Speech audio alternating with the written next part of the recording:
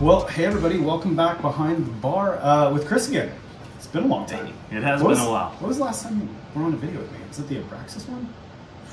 We did three-way down here. We did Barrel-Aged Christmas Bomb, Barrel-Aged Abraxas, and I can't remember what the other one was. Was it a Mexican cake? Oh, it might have been. Yeah. I opened my fridge last night and I had a bottle. I was going to review Barrel-Aged Christmas Bomb. I was like, oh, I've never reviewed this beer. And I was like, oh shit, yeah, I did. And It's the infamous video where I call it a shelfie. Yeah, it is a shelfie. No big deal. But tonight we're going to do a beer that you volunteered to open with me, and my appreciation cannot be contained at this point. This is the biggest tick for me to get the beer I've wanted to try. I'm sure a lot of people have wanted to try. So we're going to get it today. Comes in a nice wood box. I don't know if you can tell from that what it is, but it is from none other than Side Project, which is O.W.K. So I believe this was a member-only bottle he released for the birth of his son. That's correct. Right. Owen, is that his name? I believe so, yep. So we have, when did this come out? Summer of 2018. So we have bottle number 51 right here. We'll attempt to open it on camera. But this was kind of his ultimate, biggest, thickest, most vanilla he'd ever used in a beer situation. Anything else you know about it? Or you've had this a few times, yes? I've had it one time, yeah. Stout week last year in St. Louis. Side Project released some on a Saturday. I happened to be in town, so. Do a bottle. Sir. I will pour it. As say proper glassware makes it taste better, right? That's what I hear. That just knocks it up at least a point or two. Jesus.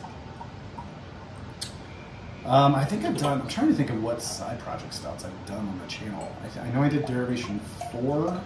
That might be it. Yeah, Derivation 4, because that's one that I brought over. Yeah. I'm trying to think if I did another stout. I don't think so. So this they released it to the members, and like it reminds me of the old Rare boxes, but it was cool. They did I guess what's that called when you burn it into the wood. Yeah. Stamping there. Yeah, looks pretty badass. They're all hand numbered. Yeah, hand numbered. There weren't a ton of them made. Like I said, it was members only, and at that time the membership was less than 100 people, I think, or about maybe 150. Yeah, 150-ish. So, well, this is just a huge, multiple barrels, multiple lengths of time. I actually pulled it up on my phone to read, not thinking that my phone will be used for recording, so I can't read it right now. But I'll post it in the description below because the letters on the side are actually really hard to read. So I don't know if I'm getting old or if it's actually hard to read. So, but tons of vanilla. I know he said that it was like tens of thousands of dollars of vanilla was used on this beer. So once done in, it looks like a Side Project stout. Looked thick as hell when you were pouring it out. No carbonation to speak of. See how she smells.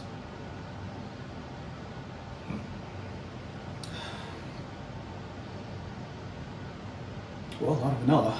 Yeah, just a big barrel nose, tons of vanilla. It's like huge, like this is very barrel forward. Like it's just the barrel notes just waft out, like the vanilla just blends in with it. But very tannic, very oaky. Yeah, just huge. I mean, huge vanilla though. Huge. All right, I'm pumped. I can't wait. Thanks, Cheers. man. I appreciate it. No worries. Cheers, everybody.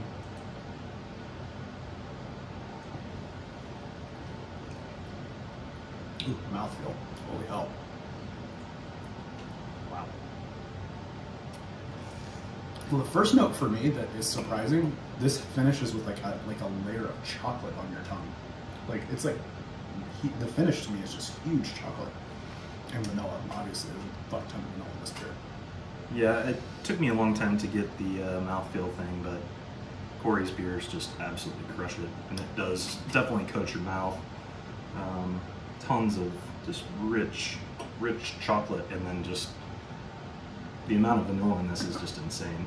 Like so for me, up front, I'm hit with just huge barrel notes with the mouthfeel, and then just bright pop of vanilla.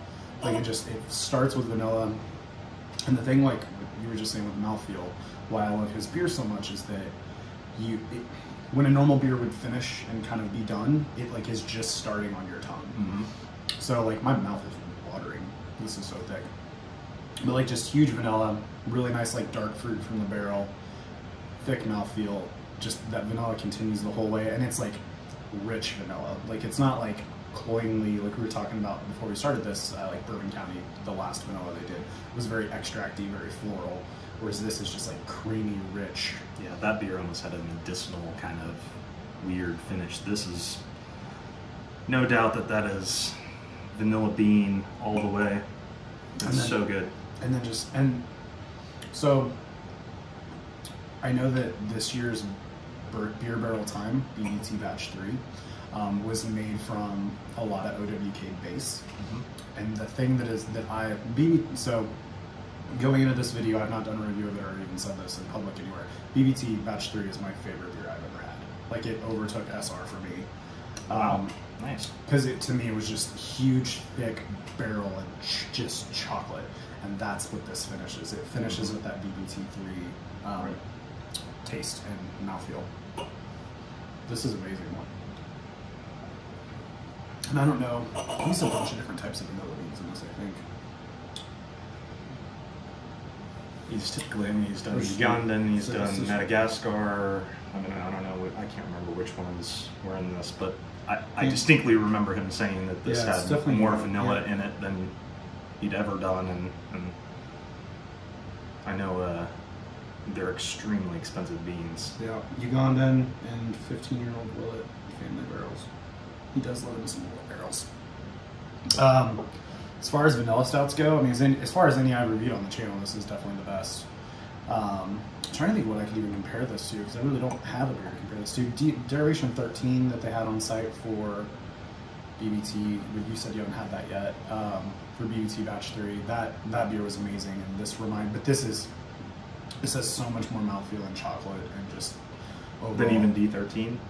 Yeah, I think that this beer is so much more chocolate. Oh, that one has like a kind of I think from the rye, a little bit of spice to it. Oh, okay. That blends in. Both amazing beers, but so how does this compare to when you had it? We had kind of heard from a few people maybe it wasn't quite as much. I mean, some friends of mine had opened their bottle back in August, and they made a comment that they felt like it was maybe not holding up as well. I can't say I agree with that. I mean, I think this is exactly as I remember it, having it last February. I mean, it's almost a year ago now, but it's just blows me away how good this beer is and how much you put into it. Yeah. And how it turned out. I mean, from the packaging to the beer itself, it's incredible. So. Do you think he saved one? So on Owen's 21st birthday? I actually talked to him about that, because I was toying around with the idea of keeping this and drinking it with my son on his 21st birthday, and quickly realized that would be a waste. And Nathan and I had talked about this once at the cellar, and I figured I'd give him a call and make it happen. So, but yeah, he absolutely intends on drinking one of these with his son when he turns 21. That's so. Badass. I mean, I'd love to hear Corey's review of it. Yeah, at that time and see what he thinks. That would be fantastic. So, I mean, I don't. It's one of those. I just want to keep drinking it. I know. Like, the one thing about it is it is so rich and so full that like my mouth naturally waters a ton. But right now it's just like a freaking waterfall in my mouth. My body's just like, you need to drink all of this and you need to drink it fast. But I'm not going to do that. I'm going to sip on this for a bit. But as far as like a critique, I don't have one. It's the best vanilla stout I've ever had. And maybe it's up there with the discussion for the best stout I've ever had, if not the best. The only competition for it right now in my head is the base beer is the same for both of them. So just different barrels for different lengths of time is the only difference. So, I mean, there's not a better... people can argue whatever they want. There's not a better stout producer in the country. I mean, I think there's people out there that feel like his beers are overhyped. I don't agree. I mean, I think that all of his beers deliver. He puts so much time and effort and money into. I mean, I know It's expensive to get side project bottles and drink them, but they're always worth it. They never disappoint, in my opinion. Yeah, and I was gonna say that's the only critique, but is that he charges a premium for his product. But if you go to Napa and you go to wineries, the best wineries, it's going to be the most expensive bottles. So I mean, the same is starting to apply to beer. I would say he was on the forefront of that. He's always charged more, but in fairness, the last year or two, he has made it fairly fair for you to be able to come and try those beers. Yeah. You know, back when he was at Perennial, it was impossible to get derivations. Like you couldn't get them. But now, most weekends there's a derivation available. Like the last couple weekends, 12's been there, 13's been there. He does make it to where, you know, if you come in town and you come to the brewery, that you're going to get to drink the best beers. So, which I think is cool. Most breweries don't do that. Once, like, you know, name any brewery for the most part. Like, you go up to Toppling Goliath, they're not going to have KBBS on tap all the time. Right. They're just not. So. And I think his production has reached a level now that, you know, obviously I'm lucky enough to be a member of La Coterie and got this bottle, and he's also been able to release few other derivations to the membership as well, which is nice. Yeah. So, because I wasn't lucky enough to have D13, it was a crazy day. Yeah. Shout out to Nick, and my apologies, Nick. He got to have it though, so yeah. He'll be fine.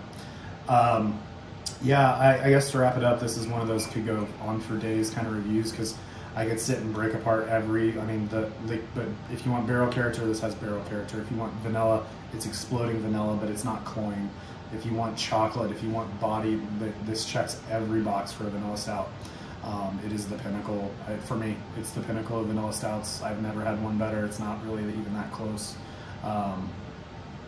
It's definitely, I don't really give grades anymore, but it's definitely hundreds. So, would you agree? Absolutely. So, well, everything I remember and more. So yeah, I'm glad it didn't disappoint. Yeah, I mean, I don't know what sexual favors I have to do now, but thank you for sharing. No problem. So anyways, well, we'll leave it there, guys. Thanks for coming behind the bar. Thanks for likes, subscribes, and comments. Till next time.